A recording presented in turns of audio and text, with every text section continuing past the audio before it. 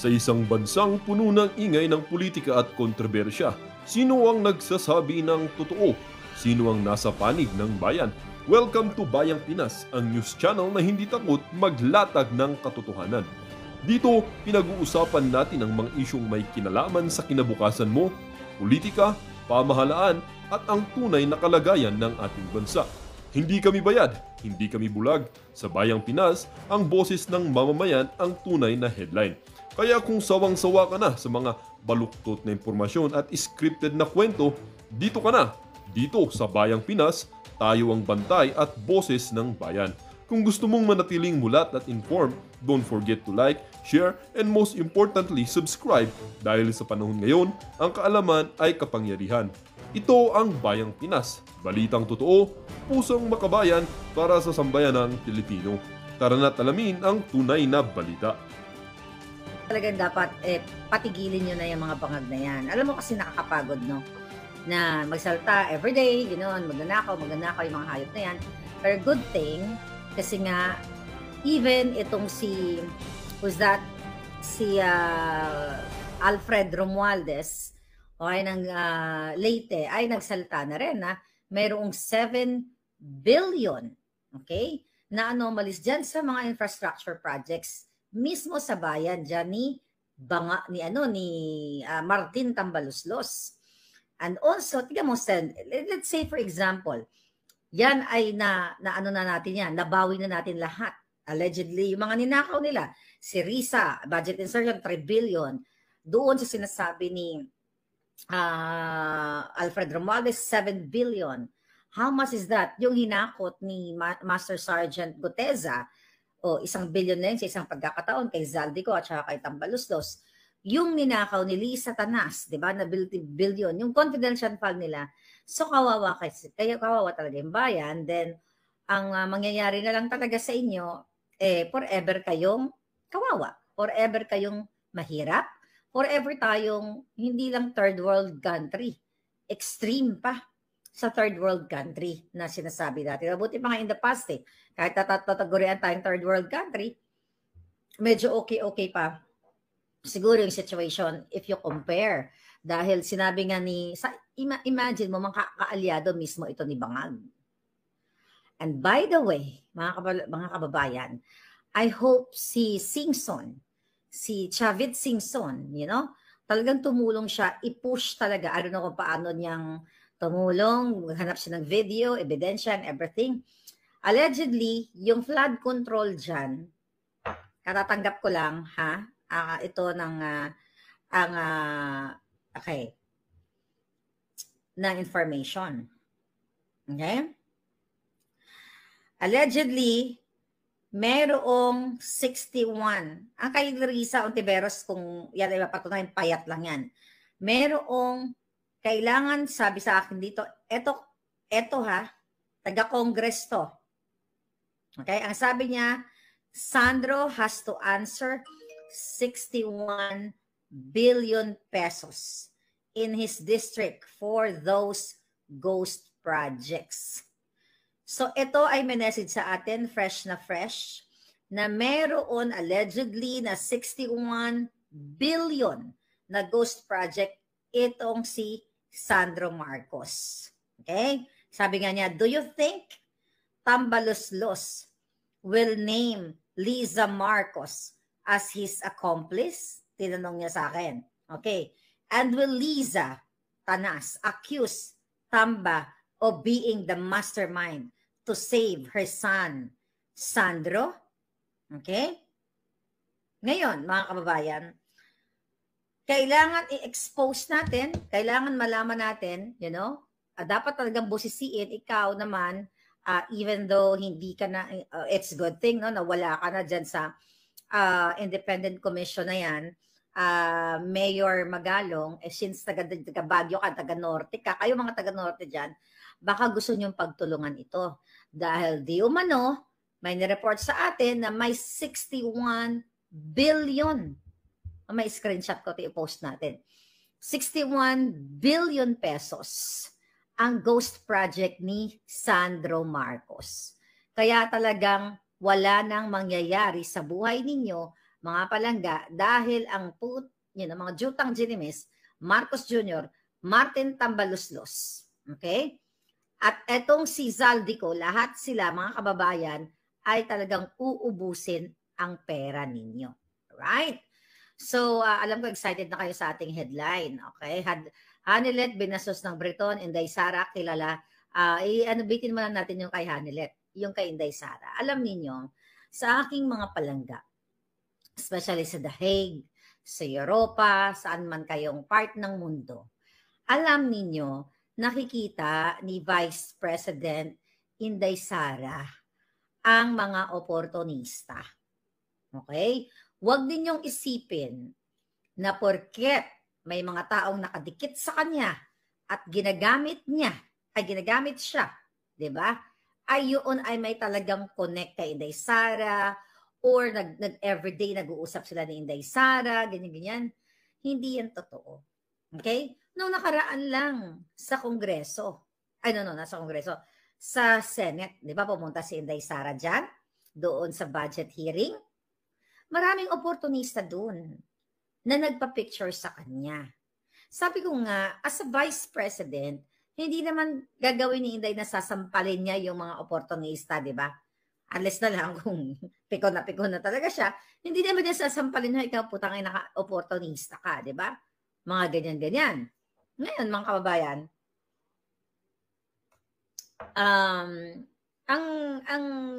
ang totoo niyan, matalino yan. Okay? Alam ni Inday Sara kung sino ang dugyot, kung sino yung bastos, kung sino yung nagagamit lang ng kanyang pangalan. Okay? Kaya huwag kayong magpadala sa mga optics. Okay? Huwag kayong magpadala sa mga dinner ng mga alpotera. Diba? Yan ay pinakikisamahan lang. Dahil nagpapanggap na para sila. Diba? Sa mga Duterte, tandaan nyo, ang dami ng mga Duterte noon na sinuportahan natin. Even mga inappoint ni Pangulong Duterte. Look at General Anyo. Traidor. Diba? Ipinagkanulo si Pangulong Duterte. Ang dami pa niyan. Kaya si Sara, ayan si Prinsesa Sara na yan, alam mo, hindi naman syonga bells katulad ng mga alpotera. Okay? Hindi yan, alam nyo, sila, ang galing mag-optics ngayon, nangingikil na naman sila sa inyo, nangingi na naman sila ng pera, gamit na naman ang mga kawawang kababayan natin sa Cebu. Okay? Na walang proper what? Diba? Nagdedemand sila ng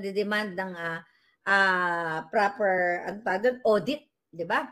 Sa aming mga sa aming mga event, you know? Pero ngayon, tignan mo sila, nagbibigay ba sila ng proper audit? Nagpapadala nyo na naman daw yung pera doon sa kanilang trusted supplier. Sila yan, ng mga alpot. Ngayon, nasa inyo naman yan, pera nyo naman yan, wala naman akong pakialam. Kung gusto nyo magpabudol kayo. Diba? At yung mga pera nyong pinagkudkuran ninyo ng CR. Kasi, you know, inaano kayo kinukutsa kayo ng team ng mga hayop na ito na sila daw ay nagtatravel sa The Hague at gumagastos ng sarili nilang pera. Yung isang gorilla ang nagsabi noon na I hope, you know, hindi siya makasira sa KOJC at sa SMNI na kayo daw dyan sa The Hague ay nagkukudkud lang kayo. Kaya wag niyo ibigay yung pera ninyo sa Team Alpoter na pinagkudkuran ninyo. Wag niyo ibigay yung pera. Ang nakakalungkot kasi, I know, you know, kung gaano kayo passionate when it comes to fighting for what is right and fighting for PRRD. Yung mga pinagkudkuran ninyo dyan sa Hague, yan ang pinanggagastos ninyo dyan sa pamasahe nyo sa bus mula sa UK o kung saan mang part ng Europe para mapakita nyo yung suporta kay Pangulong Duterte. Tama, di ba? So, wag nyong ibibigay yan. Okay? Wag nyong ibibigay yung pera ninyong pinaghirapan ninyo kasi ganun kayong kutyain. Okay, lahat naman tayo, wala pong, I don't know, maliban na lang talaga, you know, lahat kahit mayayaman dito sa Amerika, kumukudkod ng kubeta. When I say kumukudkod, naglilinis. Kung hindi ka naglilinis ng kubeta, ibig sabihin, o ng CR, yan kasi ginamit nilang word CR, dugyot ka. There are times, di ba? Lahat naman tayo, well, ayoko na pumunta doon, sa ano na yon, kadugyotan na yon. huwag niyong ibibigay ang pera ninyo. Yun lang ang pakiusap ko. Kasi ganito kayo kalaitin ng mga to. Pero huwag kayong mag-alala. Hindi po tanga si Vice President Sara na katulad ng mga dumidikit sa kanya. Alam niya yan. The moment you open your mouth, you look at her, alam ni Sara kung sino ang opportunista. Sabi ko nga doon eh. I wish I can pwede kong sabihin yung pangalan, pero wag na, tsaka na lang. Meron doon, sa Senate. Na nakakatawa lang talaga, di ba? Alam niyo yan, kayo dyan na mga kamag-anak ni Inday. Alam niyo kung sino yung tinutukoy ko. Alam niyo kung sino-sino yung mga nandoon. But ganun pa man, ganito talaga ang labanan sa politika.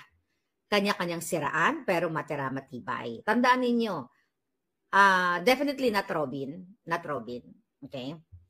Not Robin, ha? Binayin si Robin. Hindi yun palangga.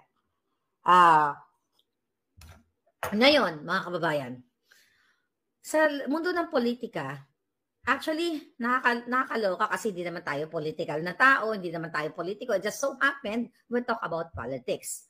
So ngayon, itong mga Team Alpotera, mamili kayo. Yung ginagawa nila ngayon, pati mga anak ng mga nakabangga nila doon, nakapagtalunan nila doon sa dahig, ay inuungkat nila. Alam niyo ba, mga kababayan, ako binibigay ko sa inyo yung desisyon eh. Ang ginagawa nila, number 1, sinulat ko bago ko makalimutan. Kasi yung isa doon na pinagtanggol yung asawa niya, Aquino ang apelyedo. So gumagawa sila ng kwento, uy, Aquino ka pala eh. Ikaw yung double agent. Aquino yung apelyedo mo, Aquino ka, ikaw ay makabangag. What the heck? Ganon po kabobo at kababa, at walang kwenta ang team ng Alpot na bumubuka ka ang kipay. Okay? So, ibig bang sabihin, porket Aquino ang apelyedo mo, right? Porket ang apelyedo, ang Aquino, sa dami ng Aquino sa Pilipinas, even mga Espanyol Aquino. So, ibig sabihin, pag Aquino ang apelyedo mo, mga kababayan, ay ano ka na, bangag ka na. So, yun yung narrative nila eh. Na binabato doon sa kay Jason, pakilala ko si Jason, na ipinagtanggol lamang niya ang kanyang asawa. And another thing, okay, akala nyo hindi alam ni Inday yung mga ginagawa nila, na gin-name drop nila si Inday, nasasabihin na, oh, makakarating to kay Inday, oh, makakarating to kay Basti. Anong ginawa nito ng mga Team Alpotera? Di ba pinagtatanggal nila yung live nila? Bakit nila tinanggal yung live? At nag-extract lang sila ng mga bagay na medyo pabor sa kanila. May nakasave na yun. Okay? At for sure, sa mga staff ni Inday, nakikita nyo, mga madam, mga sir, kung sino ang opportunista. Tama bang in-name drop si Sara sa kaguluhan na wala naman siyang kinalaman? Okay?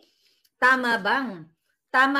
Dito, ako alto kasi I know, Sara, walang panahon yan wala nga ano yan eh. Wala nga, ang pagkakaalam ko, walang social media si Inday sa cellphone niya. Yun ang pagkakaalam ko lang. Okay? Ngayon, sa dami ng hinaharap ng Vice President, tignan mo ngayon ang ano ni Inday doon sa Cebu, di ba? Yung pagbigay niya ng kalinga right there and then. Kumpara dito sa bangag na nag-optics lang, wala na yung panahon. I'm just talking dun sa people na nagmamahal kay Inday. Hindi naman layo-layo pa po ang laban natin. Na sana, titignan ninyo ang mga taong gustong gamitin si Sara. Alam niyo naman yan kung sinong opportunista. Huwag na tayong mag-anuhan dito dahil alam natin, look at me, alam niyo kung sino ang opportunista. Kung sino ang mga gago dito. Tama ba yan, mga sir, mga ma'am? Nag-away sila doon. Unang-una, dinadamay nila ako, wala naman ako doon. Okay, fine. Wala naman akong hindi naman nila ako mapapabagsak. Nagtulong-tulong na nga. Imagine mo, NPA, yung grupo ni Ontiveros de Lima. Pinabagsak ako niyan nung kay bangag pa ako. So, nung bumaliktad na ako sa taong bayan, actually, hindi naman ako bumaliktad sa taong bayan ever since naman, taong bayan ako. Ibig sabihin, nung iniwan ko na ang mga bangag, nadagdagan ang gusto mo pabagsak kay Maharlika, ang mga Ensimada supporters, ang mga NPA. And now, nung nahuban ko rin mga Alpotera, mga oportunista, 3 na. 3 grupo sila, mga NPA, mga hardcore sila, mga mamamatay tao, mga Solicitor General, mga lahat, versus Maharlika. At meron ng mga mga palangga ko na nagtatanggol sa akin, nandiyan kayo, marami sila, pero wala silang political clout. Wala silang NPA group, wala silang armas, wala silang pera. But I'm grateful. Now, mga kababayan, eto ngayon, ang chika. Alam ni Sarah kung sino ang opportunista.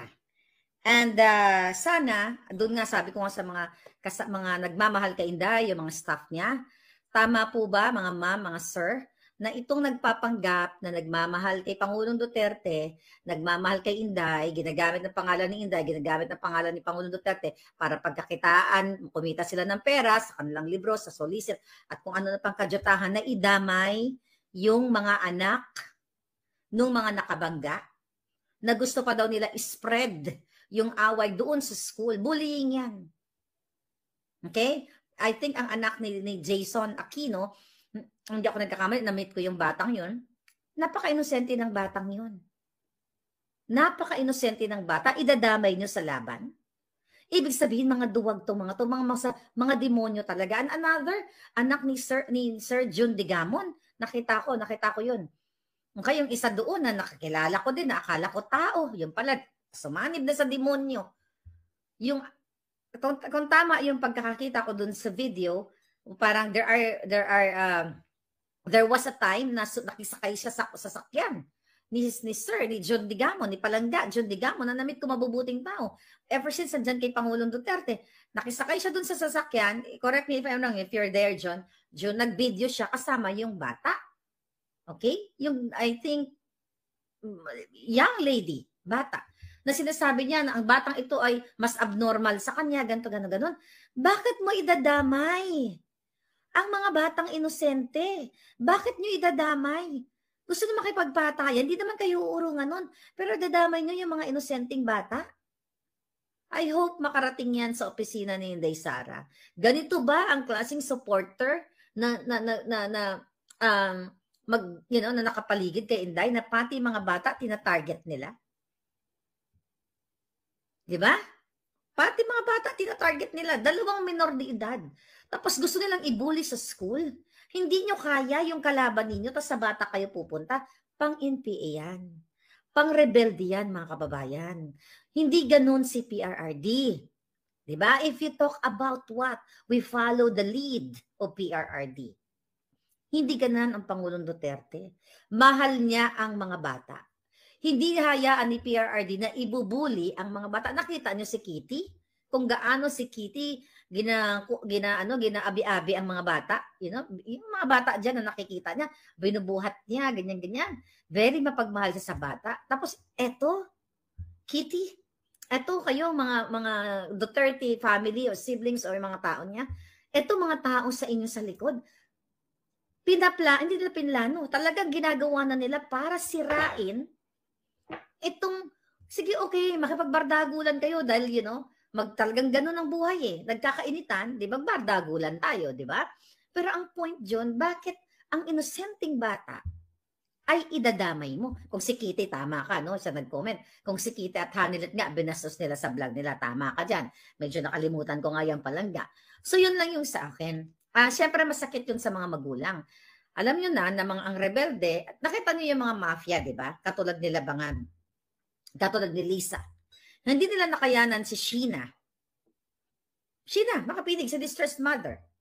Di ba? Hindi nila nakayanan. Kasi ang issue nun kay Sheena, alam nyo, hindi lang yung mere awayan ng mag-partner.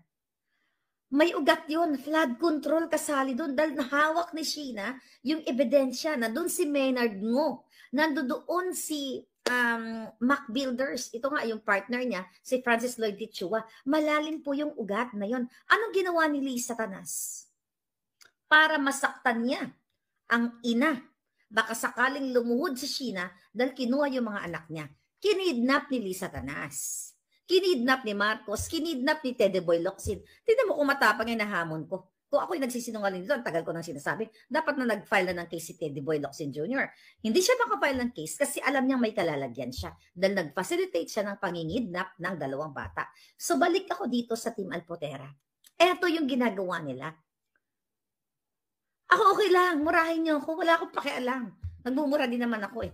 Ganun talaga sa social media, matira matibay. Pero ako, sa tama lang ako. Ang minumura ko, halos yung mga demonyo sa kaban ng bayan. Pero yung idadamay ninyo, ngayon, I'm just talking to you mga palangga. I don't wanna talk to them. Dahil alam ko demonyo naman talaga sila. Kayo na lang na nagsumusuporta kay PRD. Tama ba? Na mag-away tayo, hindi nyo ako kaya. Tapos ang tatargetin nyo yung walang laban-laban? Well, ang gumagawa niyan, mafia. Kaya nga in-example ko si Lisa. Mafia at sindikato. Dahil hindi nila kayang, hindi nila ako kaya, o kaya ang tatay, sisirain nila yung anak. Nasaan ang fairness doon? Kung gusto nila ng fight, talaga, one-on-one, kung gusto talaga nila makipagpatayan, I don't know kung nandyan pa sa sahig, hamunin nila yung tatay. Total, matapang sila eh. Mag-set sila, o sige, magpatayan tayo dito sa kanto ng Duterte Street. Kung talagang matapang sila, bakit nila ang mga anak nitong mga naging kaibigan ko, naging kasama ko, at lagi dinidikit yung pangalan ko dyan, na wala naman ako. But anyway, normal lang yan. Pero ang malupit dito, yung mga bata na walang kamalay-malay. It's up to you, mga kababayan. Tapos, yun na nga, ako, umaapila ako sa SMNI dahil mga kaibigan ko yung mga yan. Kung makalait, yung mukhang inodoro ninyong, ako manlalait talaga ako. Pero inuunahan nyo kami. Yung makalait dyan. By the way, SMNI, KOJC, hindi naman ako diktador. Pero para lang sa akin, bilang kaibigan, makakasira po ang isang bugaw at gorilya sa inyong hanay. Okay? Kung gusto nyong manatili at talagang nandito kami sa piling ninyo, kasi ako naman, mga kaibigan naman tayo, sana bigyan nyo ng leksyon yung gorilya, lalo na yung gorilya at ang bugaw. Yung gorilya na yan, na kung laitin na isang basura, na nangarap na ma-meet si Maharlika sa LA, pero hindi ko pinagbigyan. Ang nag-message pa sa akin yung si Chonky Lay, yung tinatawag din si Chonky R ba yun, yung nag-addictus. Siya pa ang nag-ano niyan sa akin na imit ko daw si Gorilla. Alam mo, sabi ko sa mga friends ko, excuse me, hindi ako makikipagkita sa Gorilla. Ang pangit kaya sa picture kasama ko Gorilla. Hindi ako makikipag-picture. Kaya hindi ko minute yon. Alam nyo yan. Huwag kayo galing-galingan dahil kayo ang gustong makipag-meet up sa akin. Ako never, kasi wala akong plano makipag-picture sa mga pangit. Total, kung mamintas kayo sa totoong pangit like you, na sinasabi ninyo, ang mga taga-Europa, nangyayabang, ganito-ganon, ay kumukudkod lang ng CR. It's true na sila ay, I've met someone in Canada, si Ate Bebe Luz. Nagsimula sa pagkudkod. Hanggang ngayon nagkukudkod, but it's their own business. Kasama niya yung kanyang asawang Canadian na napakabait. Namumuhay sila ng marangal. Namumuhay sila ng malinis. Yung pinagkudkuran nila, ginagastos nila sa mga Duterte events, sa mga flaglets, sa kung saan-saan. Di ba? Huwag niyong lalaitin ang mga OFW na nagkukudkod, na nagbibigay ng buhay sa ekonomiya ng Pilipinas. Kaya sabi ko nga, ang aking mga palangga sa SMNI at sa OJC, sana wag kayong kasi nagre-represent yan eh. Nagre-represent po yan sa imahe ninyo. Diba? Imagine niyo yung mga tao na imbes na manood ng show, tapos nakikita nila yung gorilla. Kahit ako, sa totoo, hindi na ako nanonood kapag may gorilla ako nakikita. So, yun lang yun. Ang sabi ng dito, ng mga double agent, pasikat ka talaga. Hoy, bakla, hindi ko na kaya magpasikat. Excuse me. Kaya ka nandito, di ba? Kaya ka nandito. Dahil dito yung palangga mo. Magkano ang sweldo ng kudkod sa Europa? Magkukudkod ako pag bumunta ako dyan. Di bali magkudkod kung ang kita naman ay $100, €100 per day. Sabi ni Emelita. Di ba? Namit ko yan sila. Kasi, mga kaibigan ko yan sila ka Eric, nakikita ko yan. I mean, sila Anton, nakikita ko sila. So, I hope wag kayo ma-taint ng inyong reputation pagdating sa amin. Kaming mga organic, ika nga. my God, 25 euro per ano daw, per good. Oh, sinong gusto kumudgod sa Europa? Magsama na tayo doon. Magsa-sideline tayo. Alright? Ngayon, here's the moment. Okay?